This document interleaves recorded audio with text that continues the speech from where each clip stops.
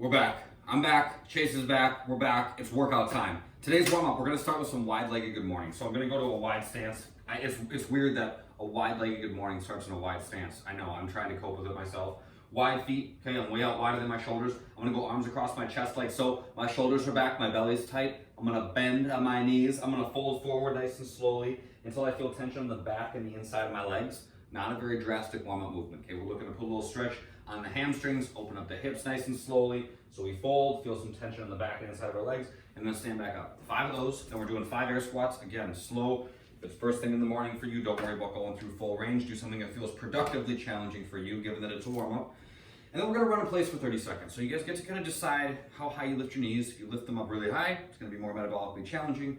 If you're just kind of, keeping your feet up off the ground, it's not gonna be that bad. So you gotta choose the pace that's right for you. However, at every 10-second mark, so at the 10, at the 0, at the 10, and at the 20, you have to do a burpee. Okay, so it's gonna be run in place for 10 seconds, and then you do a burpee, and then get back at it. So you're gonna have to keep an eye on the clock as you go. Cool?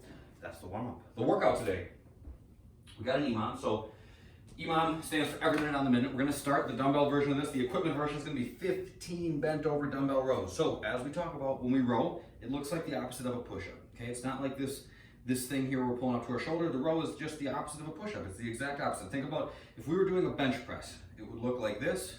A row is literally the reverse. Okay, that's it. So at the top of each rep, when the dumbbells hit my body, I'm looking for my arms to be out away from me, something like that, about 45 degrees here. Not way up here, not right next to my ribs, something in between. Okay, so I grab the dumbbells. I brace my back and think about keeping it flat just like we did for those good mornings. So my feet are underneath my hips. I'm gonna squeeze my shoulders back together, squeeze my belly, bend my knees, fold forward, lift and lower, lift and lower. Nice and slow on those, all right?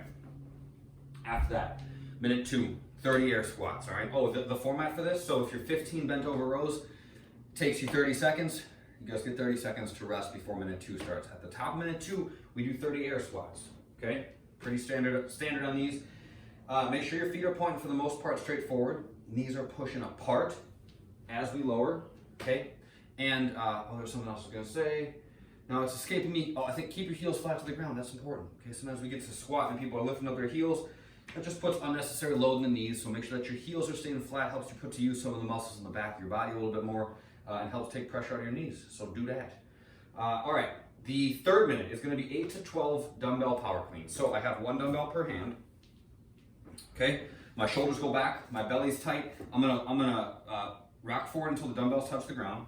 Then I open up my hips and bring them all the way up to my shoulders. So it's the opening of my hips that helps keep the dumbbells close, okay? That's what should be doing the work here. There's 2 ways you guys can do these things.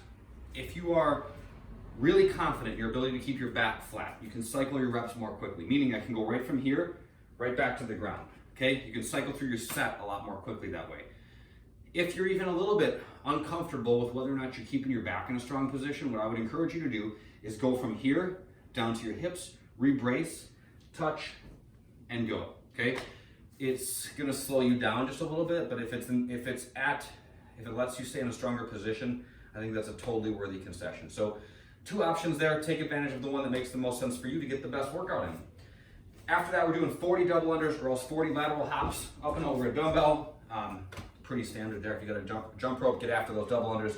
If you don't, you can just jump back and forth over the dumbbell. The bodyweight version of this thing, we're gonna start with 15 plank hip taps per side. So I go to a plank on my hands. 1, 2, okay, all the way up to 15. 30 squats is minute 2. 12 tuck jumps is minute 3. So work on finessing the landing on these, okay? They're easy to get a little heavy footed on and kind of stomp the landing on, especially if you got downstairs neighbors or stuff in your living room that you don't want to knock over. Nice and easy on the landing. Your joints will appreciate it as well. So for the tuck jump, I'm just gonna jump, bring my knees to my chest and then land. Okay, nice and easy on the jump, nice and easy on the landing. Then 40 lateral jumps over a 6-inch target, box of Kleenex, foam roller, some toilet paper, whatever. Jump back and forth over something that you're not gonna destroy if you land on it. Mobility today, since we got a little bit of a longer workout, there's no accessory work after this one. The mobility, we're gonna do pigeon for 1 minute per side. So for the pigeon stretch, good stretch, I love this one. I'm gonna walk my hips back a little bit, okay? So I'm trying to keep my shin and my leading leg perpendicular to my body. I'm just gonna hang out here for a sec, just get myself positioned. If folding forward feels better to you, that's fine. But we're trying to work on rotating at the hip, okay? So try not to just like sit onto your butt. You're kind of resisting the stretch here. Sit upright, okay? I like to actually stay vertical. I think that folding forward kind of takes some of the stretch off, but you guys do you. Deep lunge per side. We're gonna do 1 minute per side in a deep lunge. You can kind of make this what you want it to be. If you want more stretch, scoot that back knee back a little bit further. That always helps to increase the stretch.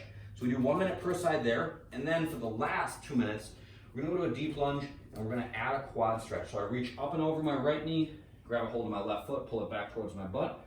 And this just helps to exaggerate the position of my hip, puts a little stretch on my quads, my hip flexors, does a wonderful job of opening up all those muscles that get so tight from us sitting so much. So that's that for today. If you guys have questions on quantity for the EMOM, you can always hit me up. If you need to adjust anything, feel free to adjust. If you guys want to add a couple reps here, decrease a couple reps there to make it the best workout for you. We have just great workouts on the front of our website for a reason. We want you guys to get the best workout for you on the day. So make sure that you're thinking about that every time you're in, and adjusting as is needed and asking for help as is needed. That's all I got for you guys on this one. I'll see you next time. Have a good day.